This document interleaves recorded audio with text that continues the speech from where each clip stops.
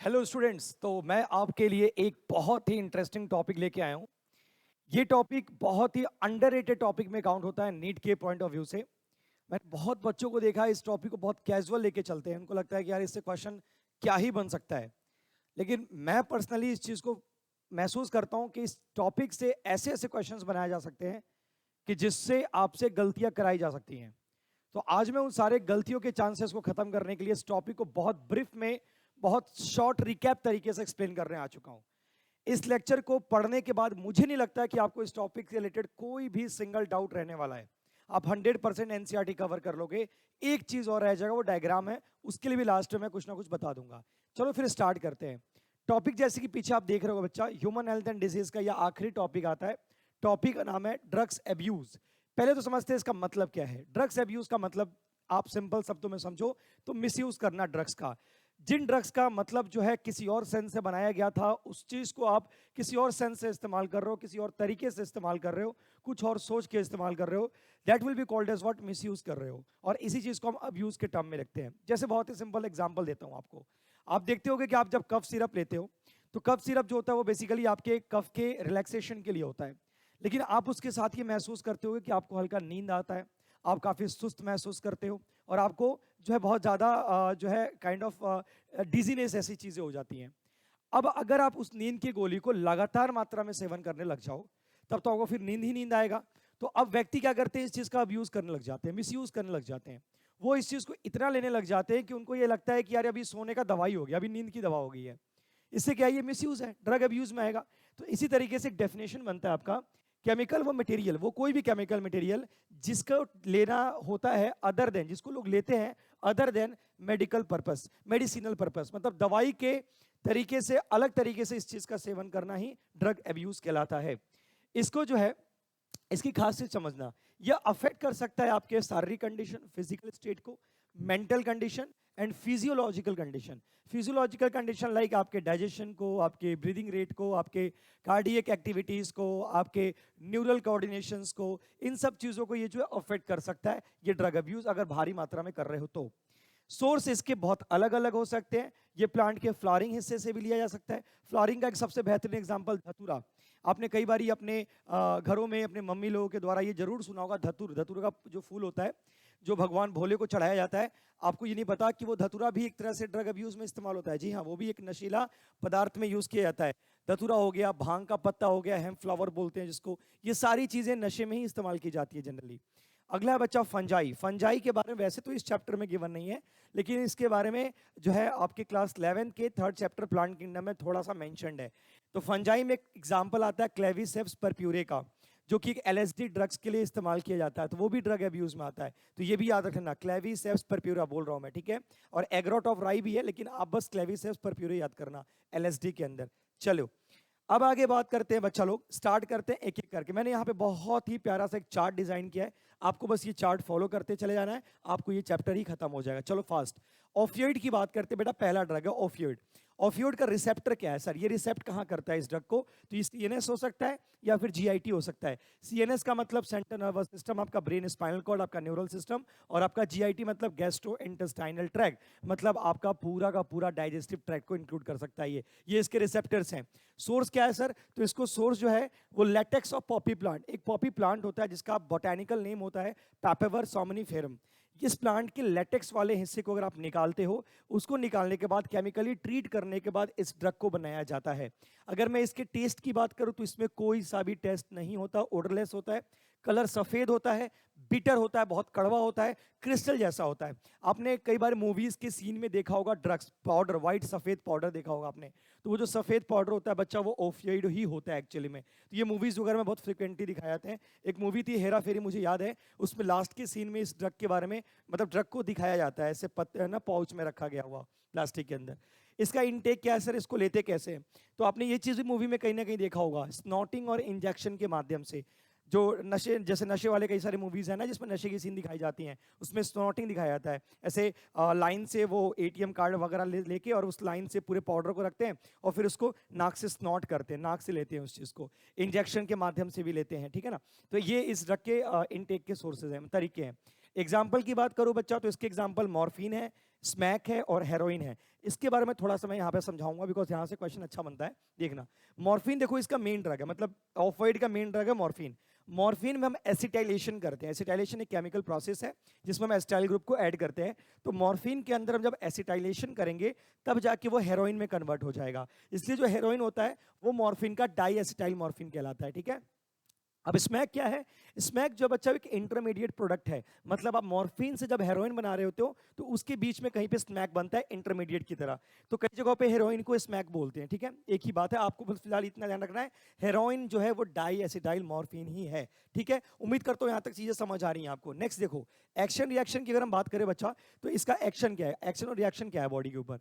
तो पहला बच्चा ये पेन किलर, इसका इस्तेमाल जो है आप दर्द के अंदर भी कर सकते हो। अगर आपको बहुत ज्यादा दर्द हो रहा है, किसी बॉडी में बहुत ज्यादा पेन है, किसी भी तरह का पेन है, तो आप इसके अंदर इसको इनटेक करते हो तो वो पेन रिलीफ कर देता है। बट वही है ना, अब्यूज नहीं होना चाहिए, आदत नहीं बननी चाहिए। एक आध बार तो चलो ठीक है, बट आपने आदत ही बना लोगे। अब ऐसे आजकल देखते हैं मूवीज के सीन वगैरह में दिखाते हैं, या फिर आजकल उस मूवीज के सीन को लोग कॉपी करना चाहते हैं, उसका पैरोडो बनाते हैं। तो क्या करते हैं लोग, देखते हैं कि भाई मूवी में हीरो का जब हार्ट ब्रेक हुआ, जब हीरो का दिल टूटा, तो उसने फिर नशा करना स्टार्ट कर दिया। उसके दिल में ऐसे दर्द सा दिखाया गया कि भाई मेरे दिल में दर्द हो रहा है, मैं उस दर्द को कम करने के लिए नशा कर रहा हूँ।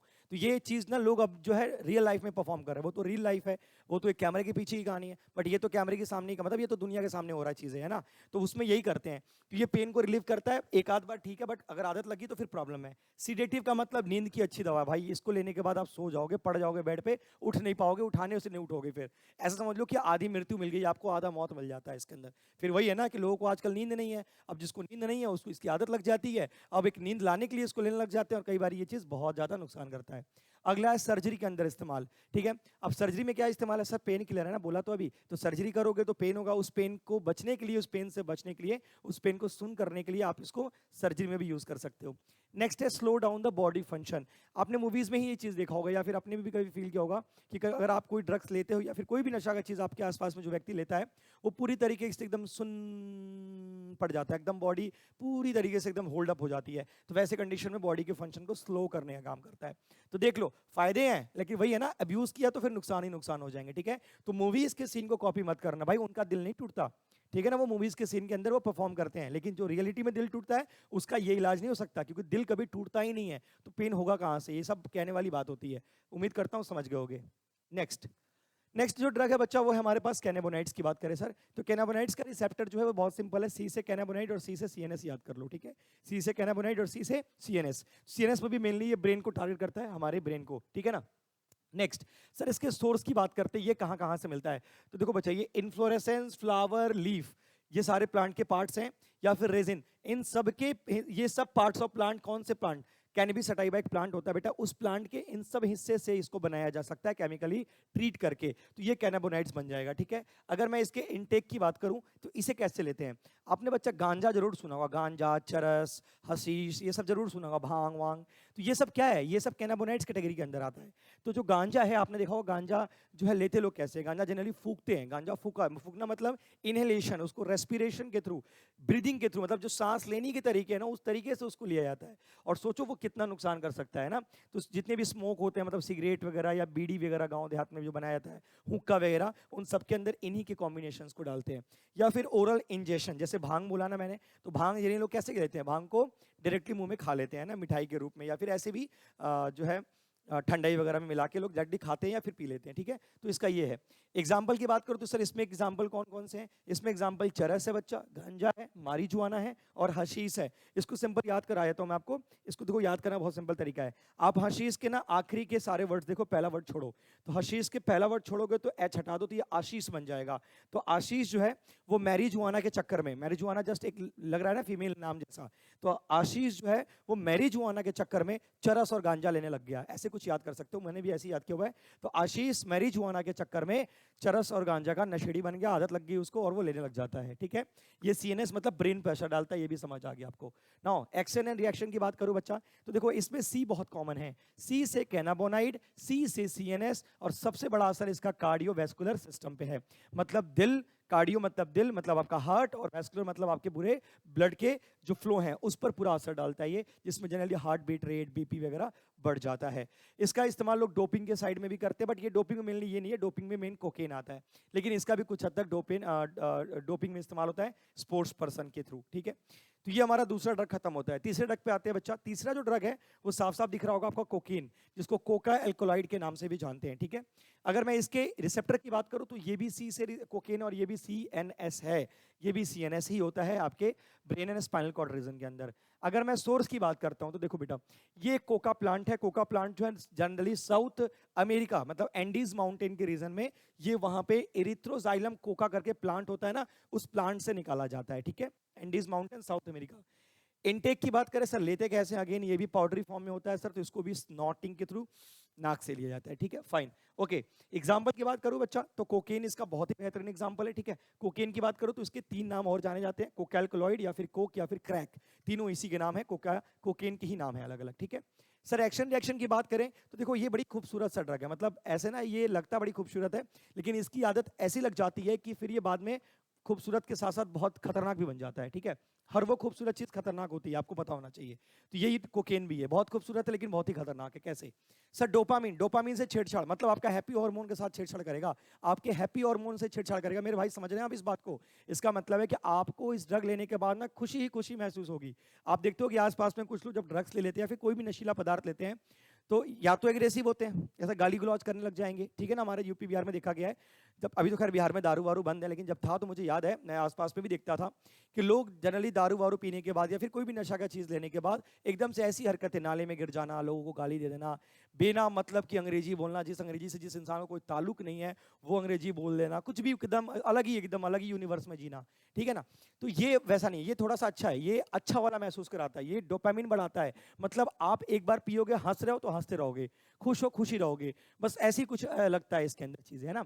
सेंस ऑफ यूफोरिया, यूफोरिया का मतलब वही हैप्पीनेस फीलिंग, मतलब एक बार खुश है, अरे वाह क्या दुनिया है, क्या ये है, क्या लोग हैं, ये मतलब अजीब सी ना हैप्पीनेस फीलिंग होती है, जो कि बहुत ही बनावटी होती है। एनर्जी की बात करूं तो एनर्जी बहुत ज़्यादा इनहेंस होता है इसके अंदर, एनर्जी बढ़ जाती है, बहुत ज़्यादा एक्साइटमेंट रहता है इसके अंदर, ठीक है।